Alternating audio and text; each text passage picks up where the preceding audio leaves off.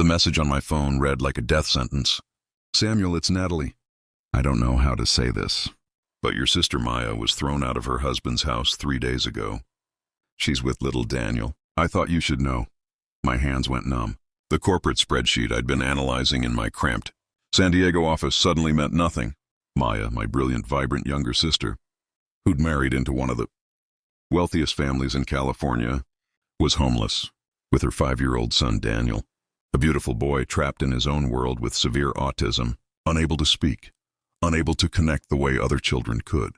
The fluorescent lights above me flickered as I read the message again, hoping the words would rearrange themselves into something less devastating.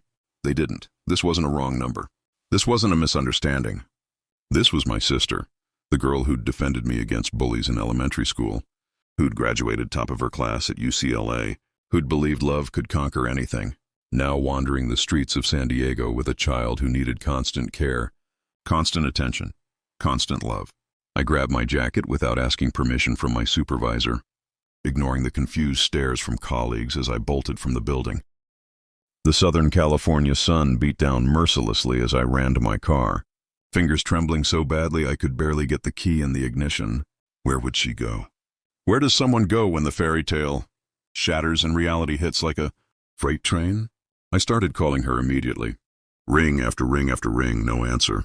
I texted, Maya, where are you? Call me now. The message showed as delivered but not read. My mind spiraled into the worst scenarios.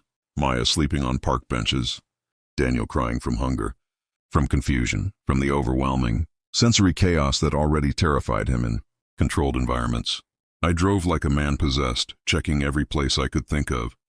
Her old college friend's apartment in Normal Heights, the small studio she'd rented before the wedding near Balboa Park, even the coffee shop, where she used to write poetry on Sunday. Mornings, nothing. Everyone shook their heads. Haven't seen Maya in years, Samuel. Is everything okay? No, everything was not okay.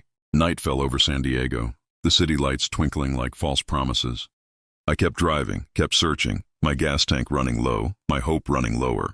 Then I remembered a place I'd driven past countless times but never really seen.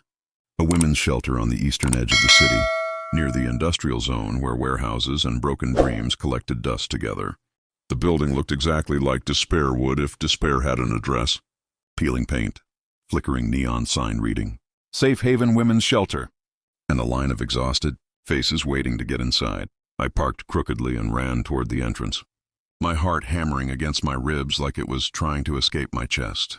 The smell hit me first, a mixture of institutional disinfectant, unwashed bodies, and something else I couldn't name, maybe hopelessness. I pushed through the crowded main room, scanning faces, looking for the one face that couldn't possibly belong here. And then I saw her. Maya sat hunched on a wooden bench in the far corner, her designer clothes from her wedding days now wrinkled and stained, her once shiny hair now tangled and dull. In her arms was Daniel, my nephew, the sweet boy who'd been born premature, who'd struggled from his first breath, who'd been diagnosed with autism at age 2. Daniel wasn't crying. He wasn't doing anything. He just sat there, vacant eyes staring at nothing, rocking slightly back and forth in that way that broke my heart every single time. Maya looked up and saw me. The recognition in her eyes came with such raw shame that I almost looked away. Almost, but I didn't. I walked straight to her, knelt down, and wrapped my arms around both of them. I've got you, I whispered. I've got you both now. The drive back to my apartment was silent except for Daniel's occasional humming. A self-soothing behavior his therapist had explained was his way of managing overwhelming emotions he couldn't express. Maya stared out the window, tears streaming down her face, not making a sound. My mind raced with 1,000 questions, but I knew this wasn't the time. First, they needed warmth. They needed food. They needed to know they were safe. My apartment was modest, a 2-bedroom place in City Heights that I could barely afford on my internal auditor salary. But right now it felt like a palace because it was shelter, it was protection, it was home. I turned on every heater I had, pulled out every blanket I owned, and wrapped them around Maya and Daniel like I was trying to build a fortress against the world. Then I went to the kitchen and started cooking. Nothing fancy, just vegetable soup with chicken, bread, simple comfort food. While the soup simmered, I watched Maya from the kitchen doorway. She sat on my couch, Daniel curled into her side, and she stared at the wall with the kind of emptiness that comes from surviving something that should have destroyed you. When the soup was ready, I brought 2 bowls to the living room. Maya took hers with shaking hands and began eating like she hadn't seen food in days. Maybe she hadn't. Daniel needed help. His motor skills still developing, his coordination challenged by his condition. Maya fed him carefully, patiently, each spoonful offered with a gentleness that made my chest ache. After they finished, after Daniel had fallen asleep on the couch, his small chest rising and falling with the steady rhythm of exhausted childhood, I finally asked the question that had been burning in my throat since I got Natalie's message. What happened, Maya? Tell me everything. She took a deep breath. And when she started talking, the story that emerged was so horrific, so systematically cruel, that I had to grip the armrest of my chair to keep from screaming. Maya had married Brandon Whitmore 4 years ago, a man from a family so wealthy. They owned half the commercial real estate in downtown San Diego. I'd attended the wedding, a lavish affair at the Hotel del Coronado that cost more than most people make in a year. Brandon had seemed decent enough, polite, educated, successful in his family's business. But his mother, Victoria Whitmore, had given me an uneasy feeling from the start. The way she'd looked at Maya during the reception, like she was evaluating livestock. The way she'd made subtle comments about Maya's background, our middle-class upbringing in Escondido, our father's work as a high school teacher, our mother's career as a dental hygienist. Such a charming little family, Victoria had said with a smile that never reached her eyes. Maya had laughed it off. She'll warm up once she gets to know me. She never did. From the moment Maya moved into the Whitmore estate in La Jolla, the psychological warfare began. Victoria controlled everything. What Maya wore, what she ate, where she went, who she spoke to. Every phone call had to be reported. Every grocery receipt had to be approved.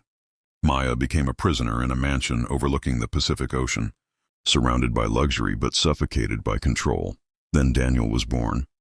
6 weeks premature, his tiny body fighting for every breath in the NICU when he was finally diagnosed with autism at age 2, when it became clear he would need intensive therapy, special education, constant care. Victoria's cruelty reached new levels. "You've given this family a defective child," Victoria had said directly to Maya's face. "You're weak. Your genes are weak. This boy is your failure." Brandon, Maya's husband, the man who'd promised to love her in sickness and health, said nothing. He stood there in his expensive suit and said absolutely nothing, while his mother verbally destroyed his wife. Over the next 3 years, Maya was systematically broken down. She was forced to work like a servant in the Whitmore mansion, cleaning, cooking, doing laundry from dawn until midnight, while also caring for Daniel's complex needs. No outside help was permitted. No therapy appointments were approved. Victoria insisted Daniel's autism was just Maya's poor parenting. That discipline and structure would fix him.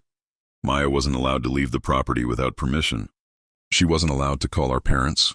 She wasn't allowed to maintain friendships. Isolated, exhausted, desperate, she endured because she believed she had no choice. Because Brandon kept promising things would get better. Because she was terrified of losing Daniel if she left.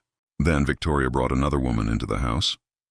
Clarissa, a 23-year-old from a wealthy Orange County family, introduced as Brandon's business associate.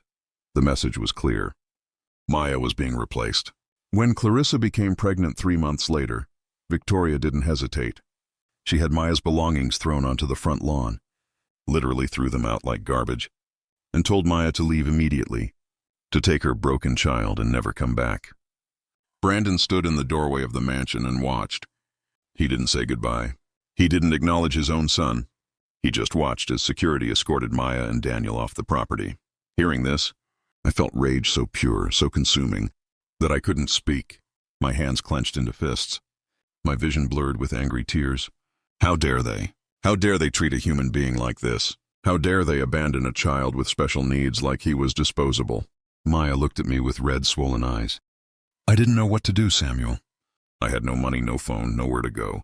I spent 2 days sleeping in a park near the gas lamp, quarter with Daniel before I found the shelter. I made Natalie promise not to tell you or Mom and Dad because I was so ashamed. I thought I could figure it out on my own. I shook my head, tears now streaming down my own face. You have nothing to be ashamed of, Maya, nothing. They should be ashamed. They should be terrified of what's coming. That night, After Maya and Daniel were asleep in my bedroom, I lay awake on the couch, staring at the ceiling, and made a decision. I would sue the Whitmore family. I would drag them into court and make them answer for every single thing they'd done to my sister. I would make them pay, not just financially, but publicly, exposing their cruelty for the entire city to see. I had no idea if I could win. I had no idea if justice would actually prevail. But I knew I had to try, because some things are worth fighting for even when the odds are impossible. The next morning, I called in sick to work, something I never did, and started making phone calls. I found a lawyer through a colleague's recommendation, Marcus Chen, a civil rights attorney who specialized in domestic abuse cases. His office was in a modest building in Hillcrest. Nothing fancy, but his reputation was solid. I explained everything to Marcus over the phone, and he agreed to meet that afternoon. When I arrived at his office, Marcus listened to Maya's story with the kind of focused intensity that told me he understood the gravity of what had happened. He took notes, asked clarifying questions, and when I finished, he leaned back in his chair and let out a long breath. "Samuel, I'm going to be honest with you. This is going to be an uphill battle. The Whitmores have money, connections, and the best legal team in Southern California. They'll argue Maya left voluntarily, that she had mental health issues, that they tried to help but she refused. They'll twist everything." My heart sank, but Marcus continued. "However, if even half of what you've told me is true, and if we can prove it, we have a case for emotional abuse, unlawful confinement, and abandonment. We'll need evidence, emails, text messages, medical records, witnesses, anything that can corroborate the control and mistreatment." I thought about Maria, the housekeeper who'd worked for the Whitmores for 2 years before, suddenly quitting. Maya had mentioned her. If we could find Maria, if she was willing to testify about what she witnessed, we'd have an outside perspective, someone who wasn't family. Marcus agreed to take the case, his fees structured so we could afford it, though it would still strain my finances to the breaking point. We filed the lawsuit within a week, charging the Whitmores with emotional abuse, unlawful confinement, and abandonment of Maya and Daniel. The first hearing was scheduled quickly, faster than I expected, and from the moment we walked into the San Diego County Courthouse, I knew we were outmatched. The Whitmores arrived with a team of lawyers in $1,000 suits, led by Richard Pemberton, a man whose face I'd seen on billboards advertising his success rate. Victoria Whitmore swept into the courtroom like she owned it, wearing an elegant black dress, her silver hair perfectly styled, her expression one of cold disdain. Brandon trailed behind her, eyes downcast, saying nothing. Our side of the courtroom felt small and vulnerable in comparison. Maya sat beside me, wearing the nicest clothes we could afford, a simple navy dress from a thrift store, her hands trembling in her lap. Marcus sat on her other side, organized and professional, but I could feel the weight of what we were up against. The hearing began, and immediately the Whitmore legal team went on the offensive. They presented medical records showing Maya had been diagnosed with postpartum depression after Daniel's birth, that she'd been treated by psychiatrists, that her mental health had been fragile. They painted a picture of a woman who'd been unstable, who'd struggled to cope with having a special needs child, who'd voluntarily left when the stress became too much. Pemberton spoke smoothly, his voice dripping with false sympathy. "Your Honor, my clients tried everything to help Mrs. Whitmore. They provided her with the best medical care, the best living conditions, the best resources. But unfortunately, she was not able to stabilize, and she made the decision to leave on her own accord." Then they played security footage from the Whitmore estate. Video of Maya walking out the front door carrying Daniel, a suitcase in her other hand. No one was forcing her. No one was physically restraining her. It looked, to anyone watching without context, like she was simply leaving of her own free will. My stomach dropped. I looked at Maya, and she was crying silently, tears streaming down her face. Marcus tried to object, to provide context, to explain that Maya left because she'd been thrown out. But the judge seemed unconvinced. When Maya was called to testify, she walked to the stand on shaking legs. Pemberton immediately began his cross-examination, his questions sharp and designed to confuse. "Mrs. Whitmore, did anyone physically prevent you from leaving the property before the day you departed?" Maya hesitated. "No, but I wasn't allowed to leave without permission. I was controlled." "Yes or no?" "Mrs. Whitmore, did anyone physically lock you in the house?" "No, but..." "Did you not have access to a phone?" To call for help if you were truly being held. Against your will? I did, but I was afraid. They monitored everything. So you had a phone and could have called authorities. Your family, anyone, but you chose not to. Maya's voice became smaller, her confidence crumbling. It's not that simple. I was emotionally manipulated. I was isolated. Pemberton cut her off again. Mrs. Whitmore, isn't it true that you were diagnosed with severe postpartum depression? That you were seeing a psychiatrist for what the medical records describe as delusional thoughts and paranoia? Maya looked at Marcus desperately, but Marcus could only object so many times. The damage was being done, word by word, question by question. The judge called for a recess, and we huddled outside the courtroom. Maya was sobbing. I couldn't answer right, Samuel. I sounded crazy up there. They're going to win. Marcus put a hand on her shoulder. We're not done yet. We still have witnesses. We still have your brother's testimony. And I'm tracking down Maria, the housekeeper. If she agrees to testify, everything changes. But when the hearing resumed, things got worse. Brandon was called to testify, and he sat in the witness stand looking like a victim himself, his voice quiet and sad. I loved Maya. I still love Maya. But after Daniel was born, she changed. She became withdrawn, angry, paranoid. My mother tried to help, tried to get her the best care, but Maya pushed everyone away. When she left, it broke my heart.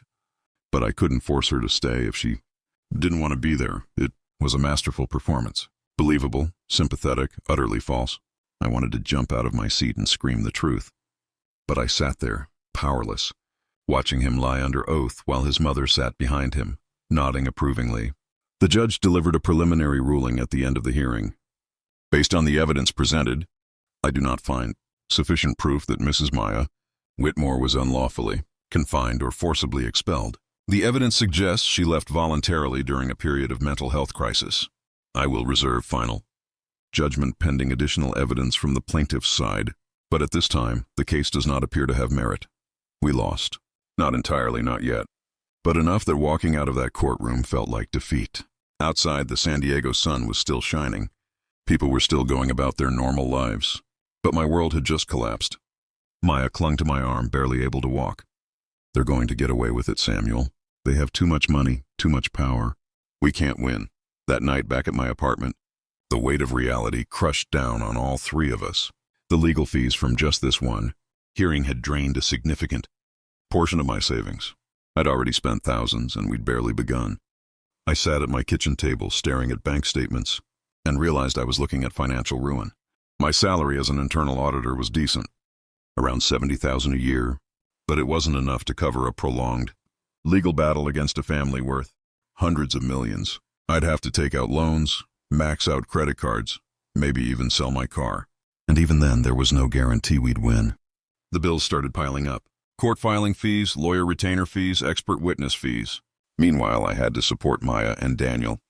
Groceries for 3 people instead of 1. Higher utility bills because Daniel needed the apartment to be a certain temperature or he'd have meltdowns. Special foods because Daniel had severe sensory issues around eating and could only tolerate specific textures. Medical appointments for Daniel because even though he desperately needed therapy, we could only afford public clinics with months-long waiting lists. Maya tried to help. She applied for jobs everywhere. But her resume had a 4-year gap. And when potential employers asked why, what could she say? I was trapped in an abusive marriage wasn't exactly appealing to hiring managers. She eventually found part-time work at a grocery store, stocking shelves for $12 an hour, bringing home maybe $200 a week after taxes. It wasn't enough to make a dent in our expenses. I watched her come home after 6-hour shifts, exhausted, her feet swollen, her back aching, and I felt rage all over again. This brilliant woman who'd graduated summa cum laude was now stocking canned goods because her life had been destroyed by people who saw her as disposable. Daniel's condition added another layer of complexity that drained us, emotionally and financially. He had severe sleep disturbances, waking up multiple times every night screaming, inconsolable, trapped in his own sensory hell. Maya and I took turns trying to soothe him, but some nights nothing worked. He'd scream for hours, hitting himself, banging his head against the wall, unable to communicate what was wrong.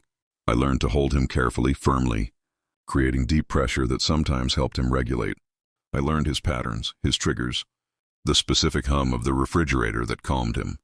the texture of a weighted blanket that grounded him. I loved my nephew desperately, but caring for a child with severe autism, while working full-time and managing a lawsuit, was breaking me in ways I didn't know I could break. There were nights I sat in my car in the parking lot of my office building, too exhausted to drive home, just crying from the sheer overwhelming weight of it all. I stopped seeing friends. I stopped doing anything that wasn't work, lawsuit, or family care. My life narrowed to this tiny circle of survival, and I could feel myself drowning in it. One night, about 6 weeks into this new reality, I sat alone in my living room after Maya and Daniel had finally fallen asleep. I had a beer in one hand and a calculator in the other, and I was running the numbers for the 100th time, trying to figure out how much longer I could sustain this before I went completely bankrupt. The answer was maybe 3 more months. 4 if I stopped eating regularly. I felt tears running down my face, silent, bitter tears of frustration and fear. Had I made the right choice filing the lawsuit? Should I have just focused on rebuilding Maya's life quietly, avoiding the legal battle that was consuming us? But then I thought about Victoria Whitmore's face in that courtroom. So smug, so certain she'd win. I thought about Brandon's lies under oath. I thought about how many other people they'd probably destroyed over the years. People who didn't have anyone to fight for them. No, I couldn't quit. Not yet. The breakthrough came from an unexpected source. I'd been trying to track down Maria Lopez, the former housekeeper, for weeks with no success. Then one evening, Maya remembered something. Maria had a daughter, Rosa, who went to Daniel's daycare before everything fell apart. If we can find Rosa, we can find Maria. I spent 3 days calling every daycare in La Jolla until I found the right one. The director was initially hesitant to give me information, but when I explained I was trying to help a woman who'd been abused, she softened. I remember Maya Whitmore. Sweet woman, always so patient with Daniel even when he was having difficult days. I'll see what I can do. 2 days later, my phone rang. Unknown number. I answered, heart pounding. Is this Samuel? This is Maria Lopez. You've been looking for me. We met at a small cafe in Chula Vista. Neutral territory, somewhere Maria felt safe. She was a woman in her 50s, kind eyes, weathered hands from years of hard work. She ordered coffee and looked at me nervously. I want to help Maya. What happened to her in that house? It wasn't right. But I need to know I won't lose everything if I speak up. The Whitmores, they have power. They could make my life very difficult. I understood her fear completely. Maria, I can't promise you won't face backlash, but I can promise that what you witnessed needs to be heard. My sister is drowning, and you're the only person who can validate her. Truth. Maria took a deep breath and began talking. What she described over the next 2 hours confirmed every single thing Maya had told me and added horrifying details I hadn't known. Maria had witnessed Victoria screaming at Maya daily, calling her worthless, stupid, a failure as a mother. She'd seen Maya forced to clean the entire 15,000 square foot mansion by herself while caring for Daniel, working 18-hour days. She'd watched Victoria deliberately cancel Daniel's therapy appointments, insisting the boy just needed discipline. She'd overheard conversations where Victoria and Brandon discussed replacing Maya with someone more suitable, someone who could give them a normal grandchild. Most damning of all, Maria had emails. Before she quit, she'd forwarded several emails to her personal account because she'd been so disturbed by what she was seeing. Emails from Victoria to Brandon, explicitly discussing how to get rid of Maya without creating legal problems. Emails about finding ways to document Maya's mental health issues to make her look unstable. Emails about introducing Clarissa into the household as Brandon's future wife. Maria looked at me with tears in her eyes. I quit because I couldn't watch it anymore. I told Mrs. Whitmore that I was leaving for family reasons, but the truth is I couldn't be part of what they were doing to that poor woman and her child. I felt guilty every day since for not speaking up sooner. I could have kissed her, right there in that cafe. This was it. This was the evidence we needed to turn everything around. I immediately called Marcus Chen, and we arranged for Maria to give a formal deposition. She agreed, despite her fear, because as she said, some things are more important than safety. Justice is one of them, armed with Maria's testimony and the emails she'd preserved. We filed a motion to reopen the case with new evidence. The judge, who'd seemed skeptical before, agreed to another hearing after reviewing the preliminary materials. This time, when we walked into that courtroom, the energy was different. Marcus was confident, organized, ready. Maria sat in the gallery, prepared to testify. Maya held my hand tightly, but there was something new in her eyes that hadn't been there before. Hope. The hearing began, and Marcus came out swinging. He presented Maria's testimony first, her calm, detailed account of what she'd witnessed during her 2 years working in the Whitmore household. She described specific incidents, dates, times, conversations. She was unshakable. Pemberton tried to discredit her during cross-examination, suggesting she was a disgruntled former employee making up stories. But Maria remained steady. "I have no reason to lie, sir. I loved my job. I left because my conscience wouldn't let me stay." Then Marcus presented the emails Maria had saved, projecting them on a screen for the entire courtroom to see. The words were damning. Undeniable proof of a conspiracy to remove Maya from the family. One email from Victoria to Brandon read, "We need to start documenting every instance of Maya's instability. Get her to see the psychiatrist more frequently. Build a paper trail that shows she's unfit. Then when we move forward with Clarissa, we have legal protection." Another email, "The boy is a lost cause. We'll never have a proper heir through Maya. It's time to cut our losses and move on." The courtroom went silent. Even the judge leaned forward, reading the emails with a frown. I watched Victoria's face go pale. Brandon stared at his hands. Marcus called Maya to testify again, but this time with Maria's corroboration and the documented evidence. Her testimony landed differently. She spoke about the daily humiliation, the control, the isolation. She spoke about being denied the ability to take Daniel to necessary medical appointments, about working like a servant in her own home, about the psychological torture of watching another woman be brought in to replace her. "I stayed because I was terrified," Maya said, her voice stronger now. "I was terrified that if I left, they'd use their power to take Daniel from me completely.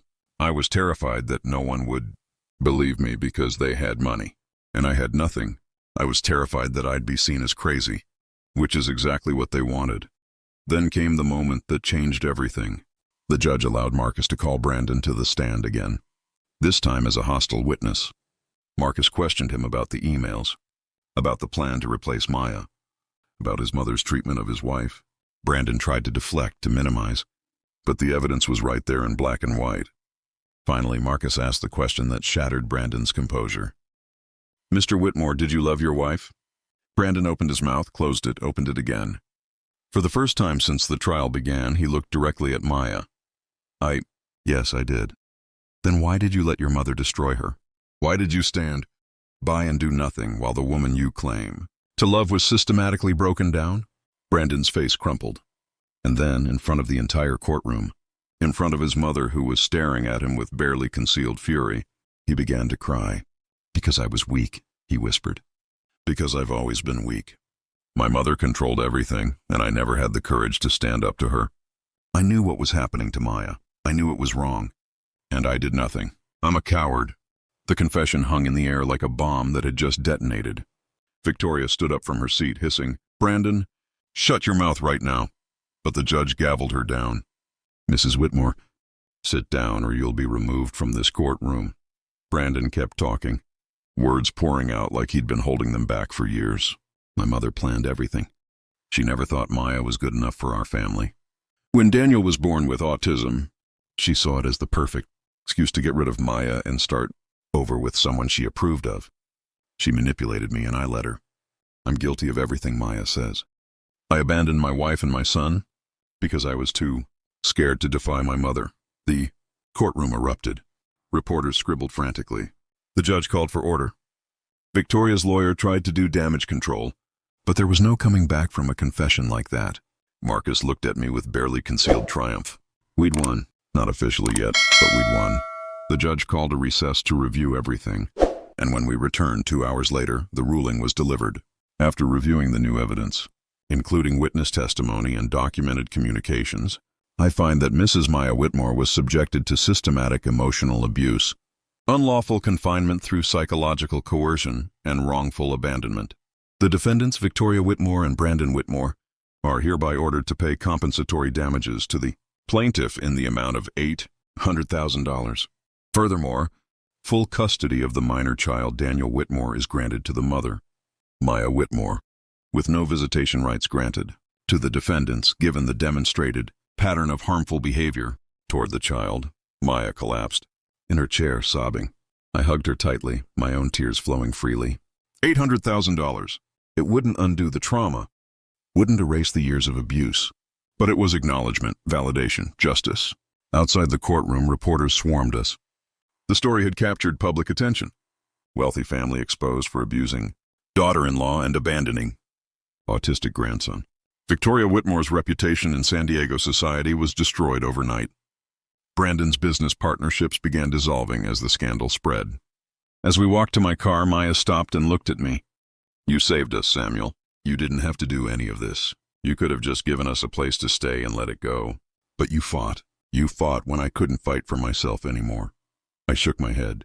"Family fights for family, Maya. That's not optional. That's not negotiable. That's just what you do." But even as I said it, I knew the victory came with costs I was still paying. My savings were gone, completely depleted. I'd taken out a personal loan of $30,000 to cover expenses. Marcus's fees had consumed. My credit cards were maxed out. The compensation Maya received would rebuild her life and provide for Daniel's ongoing care, but it wouldn't erase the financial hole I'd dug myself into fighting for her. I was facing at least 3 years of serious debt repayment, possibly more. My credit score had tanked. My plans to eventually buy a house were pushed back indefinitely. But looking at Maya's face, at the hope returning to her eyes, at little Daniel who would now have the therapy and support he desperately needed, I knew I'd make the same choice. Again, without hesitation. The weeks following the trial were surreal. Maya used part of the settlement to secure a small apartment in North Park, a 2-bedroom place with good schools nearby for Daniel's special education program. She enrolled him in intensive therapy, multiple sessions per week, and within months we started seeing improvements.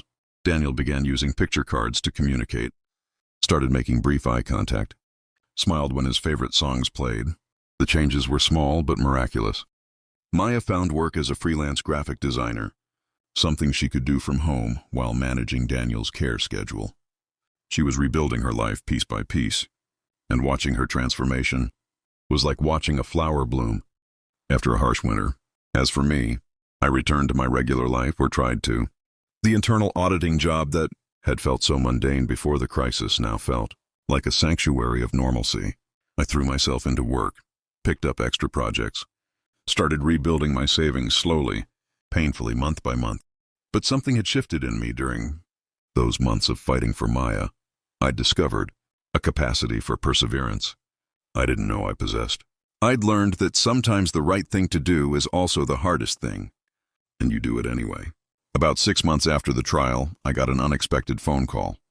It was Natalie, Maya's friend, who'd sent that first devastating message. "Samuel, I wanted to thank you for what you did for Maya. What you did was extraordinary." We started talking regularly after that, initially just about Maya and Daniel's progress, but gradually about other things. Our own lives, our dreams, our fears, our hopes. Natalie was a special education teacher, deeply compassionate, someone who understood trauma and healing in ways most people didn't. Our conversations felt easy, natural, like coming home. One evening, Natalie and I met for coffee in Little Italy. We talked for hours, and as the sun set over San Diego Bay, she looked at me with an expression I couldn't quite read. "You know what I admire most about you, Samuel? You didn't just help Maya because she's your sister. You helped her because it was right, even when it cost you everything. That kind of integrity is rare." I felt my face flush. "I just did what anyone would do." "No," she said firmly. "You did what most people wish they would do, but don't have the courage to actually follow through on. There's a difference." A year later, Natalie and I were married in a small ceremony at Balboa Park. Maya as maid of honor, Daniel as our ring bearer. He carried the rings perfectly, concentrating intensely on his task, and when he successfully delivered them without dropping anything, the entire gathering erupted in applause. Daniel smiled, actually smiled, and my heart felt so full I thought it might burst. My parents, who'd flown in from their retirement in Arizona, pulled me aside during the reception. My father, a man who rarely showed emotion, had tears in his eyes. "Son, what you did for your sister, the way you fought for her, that's what family means. Your mother and I, we're proud of you in ways we can't even express." I hugged him tightly. "I learned from watching you, Dad. You and Mom always taught us that family comes first, no matter what. But even in that moment of joy, I was aware of the ongoing struggles. Daniel would need support for the rest of his life. Maya would always carry the scars of what she'd endured. I was still paying off debts from the legal battle. Life wasn't perfect, wasn't wrapped up in a neat bow.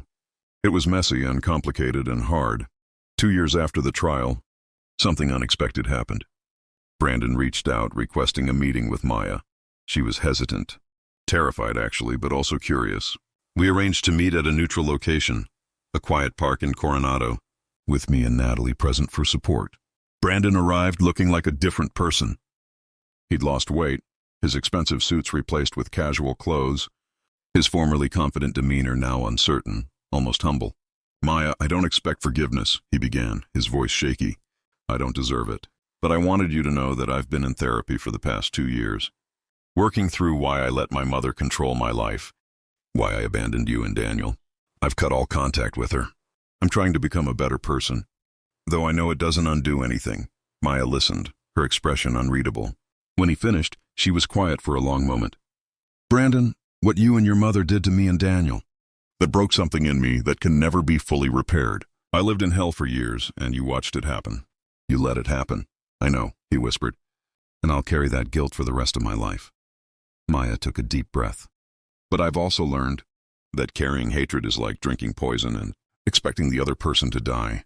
I forgive you, not because you've earned it, but because I need to let it go to fully move forward." "I forgive you for me, not for you." Brandon nodded, tears streaming down his face.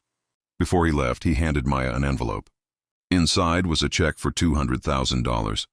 Money from his personal accounts, not the family fortune. "For Daniel's future," he said. "For therapy, education, whatever he needs. It's the least I can do." That conversation, witnessing Maya's grace in the face of someone who'd hurt her so deeply, taught me something profound about forgiveness. It's not about excusing the wrongdoing or pretending the harm didn't happen. Forgiveness is about releasing yourself from the prison of bitterness, so you can actually live the life you're rebuilding. Now, 5 years after I found Maya and Daniel in that shelter, life has settled into a new normal. Daniel is 10 years old, thriving in a specialized school program, communicating more every day, developing skills we once feared he'd never have. He's still autistic, still faces challenges, but he's happy, loved, supported. Maya has become an advocate for domestic abuse survivors, speaking at conferences, working with nonprofits, using her story to help others recognize the signs of coercive control and psychological abuse. She's turned her trauma into purpose, and watching her speak to crowds of survivors, seeing the hope she gives them, fills me with incredible pride. Natalie and I have a daughter now, 3-year-old Emma, who adores her cousin Daniel and doesn't see his autism as a limitation, just as part of who he is. They play together in ways that remind me that innocence and acceptance are humanity's most beautiful qualities. My financial situation has stabilized. The debts are paid off. I've been promoted at work, earning enough to be comfortable, even to save again. The material losses I suffered, fighting for Maya, don't sting anymore because I understand what I gained in return. The knowledge that I stood up when it mattered most, that I didn't turn away from suffering when it would have been easier to do. So looking back on everything, from that first devastating message from Natalie to the courtroom, victory to where we all are now, I've learned truths that changed how I see the world. I learned that justice doesn't happen automatically. It requires people willing to fight for it, even when the odds are impossible, even when the cost is devastating. The system isn't designed to protect the vulnerable by default. It protects those with power, with money, with connections. Justice only emerges when someone refuses to accept that imbalance and pushes back hard enough to force change. I learned that family isn't just the people you're related to by blood. It's the people who show up when you're drowning, who sacrifice their own stability to keep you afloat, who fight battles on your behalf when you're too broken to fight for yourself. Natalie became family by caring when she didn't have to. Marcus became family by taking a case that offered him nothing but difficulty. Maria became family by speaking truth despite the risks. I learned that trauma doesn't end when the abusive situation ends. Maya still has nightmares. She still struggles with trusting people. She still carries wounds that will probably never fully heal. But trauma doesn't have to define your entire future either. With support, with therapy, with time and grace, people can rebuild. They can find joy again. They can create new lives from the rubble of old ones. I learned that sometimes the bravest thing you can do is forgive. Not because the person deserves it, but because carrying hatred destroys you from the inside. Maya's forgiveness of Brandon wasn't weakness. It was the ultimate act of strength, taking back power by refusing to let his betrayal continue, poisoning her life. Most importantly, I learned that you discover who you really are in moments of crisis. When everything is comfortable and easy, when life is going according to plan, you can tell yourself whatever story you want about your character. But when the crisis hits, when someone you love is suffering, and helping them will cost you everything you've worked for, that's when your true nature reveals itself. I could have given Maya and Daniel a place to stay and left it at that. Avoided the lawsuit, protected my finances, maintained my comfortable life. Many people would have made that choice, and I don't even judge them for it. But I would have known, every single day for the rest of my life, that I chose comfort over justice, that I let the people who destroyed my sister walk away unpunished, because fighting back was too expensive. That knowledge would have eaten me alive. So yes, the legal battle cost me years of financial stability. It cost me my savings, my credit score, my peace of mind. It cost me sleep and health and the carefree existence I'd had before. But what I gained was infinitely more valuable. I gained the certainty that when tested, when pushed to my absolute limit, I chose the hard right over the easy wrong. I gained a sister who got her life back, a nephew who got the support he needed, a family that stayed together when everything tried to tear us apart. I gained a wife who loved me because she saw me fight for something bigger than myself. I gained the ability to look at myself in the mirror and respect the person looking back. If you're reading this story, if you're in a situation where someone you love is suffering, and you're wondering if you should get involved, if you should take on their battle, if you should risk your own stability to help them, here's what I want you to know. The path of least resistance is always tempting. It's always easier to sympathize from a distance, to offer thoughts and prayers, to provide minor assistance while protecting your own interests. No one will blame you for taking that path. But if you're capable of more, if you have the resources and the courage to actually fight, to actually sacrifice, to actually put yourself on the line for someone who can't fight for themselves, you will never regret making that choice. The money comes back eventually. The stability rebuilds over time. But the knowledge that you stood up, that you didn't turn away, that you were brave when bravery was required, that stays with you forever. That's the inheritance you leave, not just to your family, but to yourself. So yes, I found my sister living in a shelter with her disabled son, and what happened in the courtroom shocked everyone, including me. But what I found in myself during that journey, the capacity for perseverance and sacrifice I didn't know I had, that shocked me even more. And that discovery, more than any legal victory or financial recovery, is what truly changed my life. We don't know who we really are until we're tested. And when you're tested, when the moment arrives that defines your character, I hope you choose to be the person you'll be proud to remember. I hope you choose to fight. Because some things, some people, are worth every single sacrifice required to protect them. And at the end of your life, when you look back on the choices you made, the battles you fought, the costs you paid, you'll realize that those moments of sacrifice were when you were most fully alive, most fully human, most fully yourself.